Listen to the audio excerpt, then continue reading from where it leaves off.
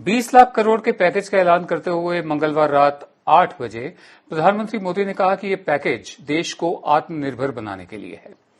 प्रधानमंत्री मोदी ने vocal for local का एक और नारा दिया। उन्होंने कहा कि लोकल को हमें जीवन का मंत्र बनाना होगा। कोरोना संकट में मोदी सरकार का फोकस घरेलू बाजार पर शिफ्ट होता नजर आ रहा है। वोकल फॉर लोकल की बात करना पॉलिसी शिफ्ट है। 6 साल पहले प्रधानमंत्री मोदी ने मेक इन इंडिया अभियान की शुरुआत की थी। इसका उद्देश्य था कि भारत को मैन्युफैक्चरिंग हब बनाया जाए पूरी दुनिया के लिए। लेकिन मेक इन इंडिया की हकीकत हमारे सामने है। आरबीआई के गवर्नर रहे रघुराम राजन समेत कई बड़े इकोनॉमिस्ट ने मेक इन इंडिया पर सवाल उठाते हुए कहा था कि भारत को पहले अपने लिए ही उत्पादन करना चाहिए, आत्मनिर्भर बनना चाहिए। दिलचस्प बात यह है कि सेल्फ रिलायंस, आत्मनिर्भरता का नारा नया नहीं है। 70 साल पहले देश के पहले प्रधानमंत्री पंडित नेहरू ने इसकी शुरुआत की थी। 1950 में आईआईटीज, 1961 में आईआईएम, 1956 में एम्स, 1958 में डीआरडीओ, 1955 में भिलाई स्टील प्लांट, 1963 में भाखड़ा नांगल, अनगिनत ऐसे और भी कई उपक्रम हैं जिन्होंने हमें आत्मनिर्भर बना दिया था। बहरहाल मेरे साथ हैं अंजलि भारद्वाज। आप सोशल एक्टिविस्ट हैं और बहुत से मुद्दों पर अपनी राय रखती हैं और बहुत मुखर आवाज है। बहुत शुक्रिया अंजलि अपना समय हमें देने के लिए। मेरा पहला सवाल आपसे ये है,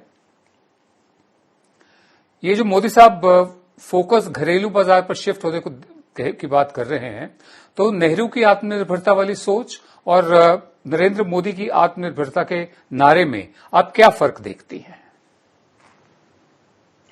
देखिए, आत्मनिर्भरता की जब हम बात करते हैं वो बहुत नोबल थॉट है, अभी जरूरी भी है, क्योंकि ग्लोबल जो मार्केट्स हैं उसका भी हम देख रहे हैं क्या प्रॉब्लम्स आ रही हैं उसके अंदर, और बढ़ने को ही हैं अभी तो कुछ समय के लिए प्रॉब्लम्स। ग्लोबल इकोनॉमी पे एक बड़ी चोट है।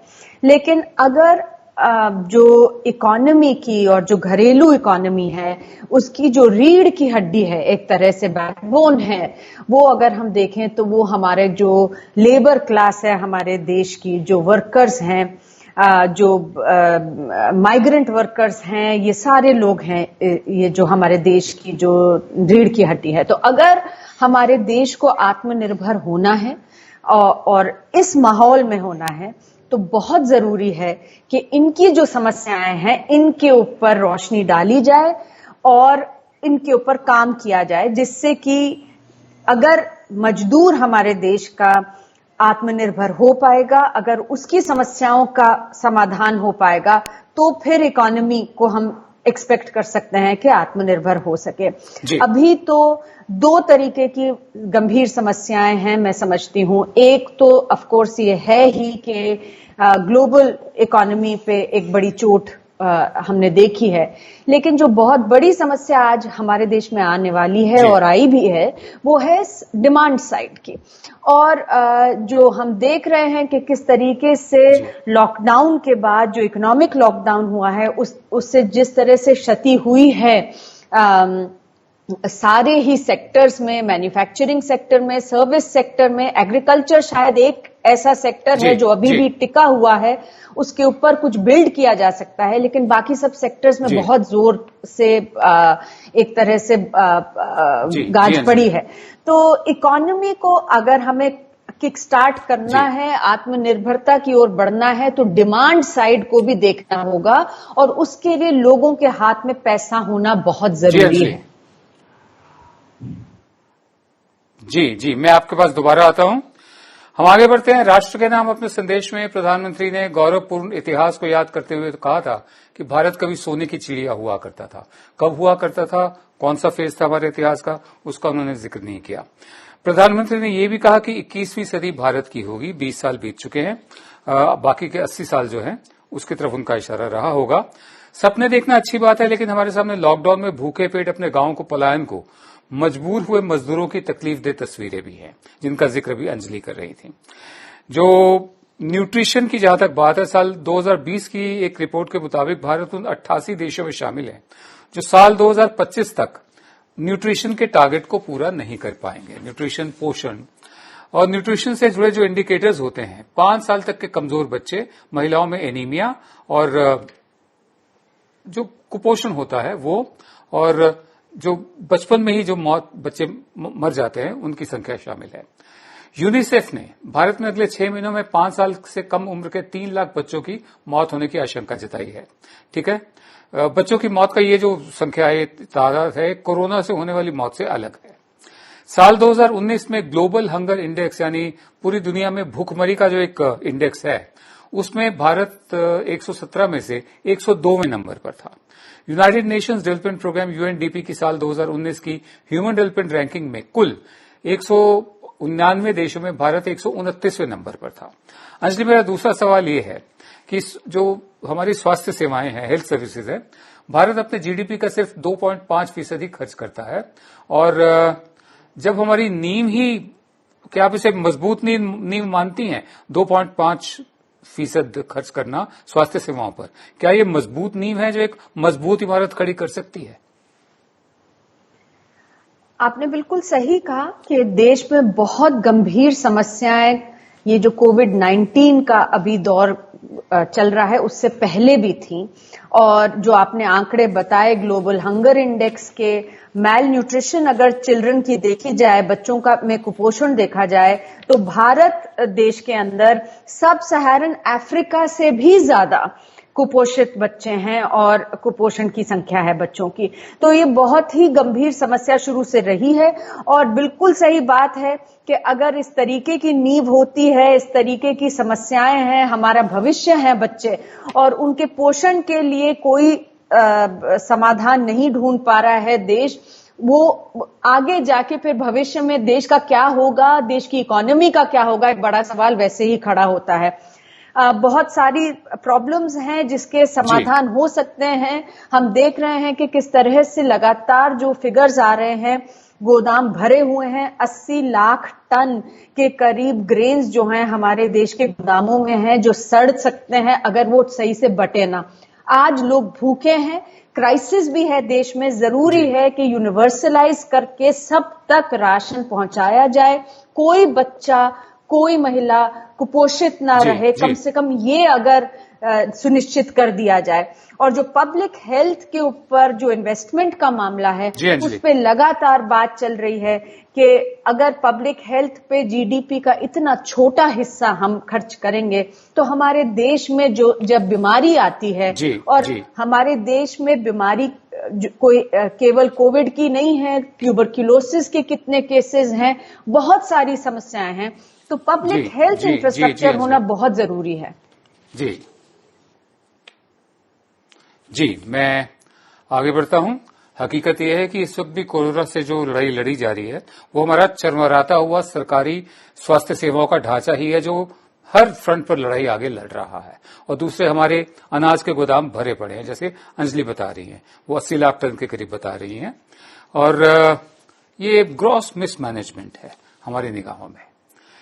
कोरोना के कारण और वैसे भी जो और फैसले लिए गए, जैसे नोटबंदी, जीएसटी की वजह से, और अब लॉकडाउन, इसने अर्थव्यवस्था की हमारी हालत खराब कर दी है। आजिम प्रेमजी यूनिवर्सिटी और सिविल सोसाइटी ऑर्गेनाइजेशन के एक सर्वे के मुताबिक 2/3 से ज्यादा लोगों के पास रोजी रोटी का जरिया खत्म हो गया है। इस सर्वे में आंध्र प्रदेश, बिहार, दिल्ली, गुजरात, महाराष्ट्र समेत कई राज्यों के करीब 4000 मजदूरों से सवाल पूछे गए। सर्वे के मुताबिक लॉकडाउन की वजह से न सिर्फ बड़ी कंपनियों में कामकाज ठप हुआ, बल्कि उनके सहारे चल रहे जो सेल्फ एम्प्लॉयड लोग थे, उनके धंधे भी बंद होते जा रहे हैं। सर्वे के मुताबिक गैर खेती वाले क्षेत्र में काम करने वालों की आमदनी 90% तक घटी है। पहले जहां वो हर हफ्ते औसतन 2240 रुपए कमा लेते थे, अब वो घटकर 218 रुपए रह गई है हर हफ्ते। सर्वे के मुताबिक शहरों में हर 10 में से 8 लोगों का रोजगार छिन गया है, यानी 80% लोग बेरोजगार हो गए हैं, जबकि गांव के इलाकों में करीब 57%, यानी हर 10 में से 6 लोग प्रभावित हुए हैं। सर्वे के मुताबिक सभी जरूरतमंदों को कम से कम अगले 6 महीने तक मुफ्त राशन और कम से कम 2 महीने 7-7 हजार रुपए खाते में देने चाहिए। ये सर्वे के मुताबिक भी है। इसके अलावा टॉमस पिकेटी वो भी कह चुके हैं, राहुल गांधी न्याय योजना की बात कर चुके हैं। कॉन्सेप्ट है यूनिवर्सल बेसिक इनकम, जो दुनिया के करीब 7 देशों में चल रहा है कि सरकारों की तरफ से पैसा, एम्पावरिंग द कंज्यूमर। ग्रामीण इलाकों में मनरेगा का दायरा बढ़ाए जाने का भी सुझाव दिया है इस सर्वे ने। हम आगे बढ़ रहे हैं। इस सर्वे में वैसे और भी बहुत सी बातें हैं। मेरा आखिरी सवाल आपसे ये है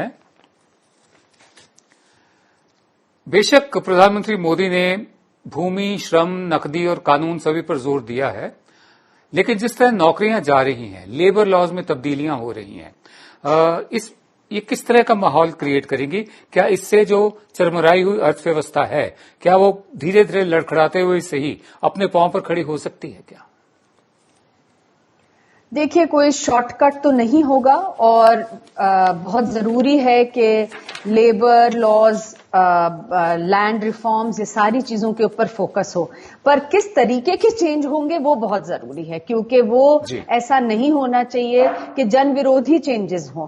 और अभी हम देख रहे हैं कि बहुत जगह पर, आप उत्तर प्रदेश को ले लीजिए और राज्यों को ले लीजिए, जो कह रहे हैं कि हम सस्पेंड कर देंगे लेबर लॉज को। तो ऐसे में तो लोगों के जो मौलिक अधिकार हैं, जो श्रमिकों के अधिकार हैं, उनका हनन होने का चांस ज्यादा है। तो ये बहुत जरूरी है कि जब हम आगे बढ़ें और इकोनॉमी को आगे वापस, चाहे आपने जैसे कहा लड़खड़ाते हुए ही पैरों पर खड़ा करें, पर उसकी नींव सही से हम लोग बनाएं। और उसके लिए बहुत जरूरी है, जैसा मैंने पहले भी कहा, इकोनॉमी तभी ठीक तरीके से वापस चल पाएगी जब हम सही तरीके के लॉज लगाएंगे, लेबर लॉज, जो हमारे वर्कर्स हैं उनका ध्यान रखते हुए, और जब हम डिमांड साइड को भी एक तरह से बढ़ा पाएंगे आगे, जो तभी हो सकता है जब लोगों के हाथ में पैसा हो, एक बेसिक मिनिमम इनकम हो। हम देख रहे हैं कि किस तरह से लोगों की व्यवसाय पूरी तरह से ठप हो गया है।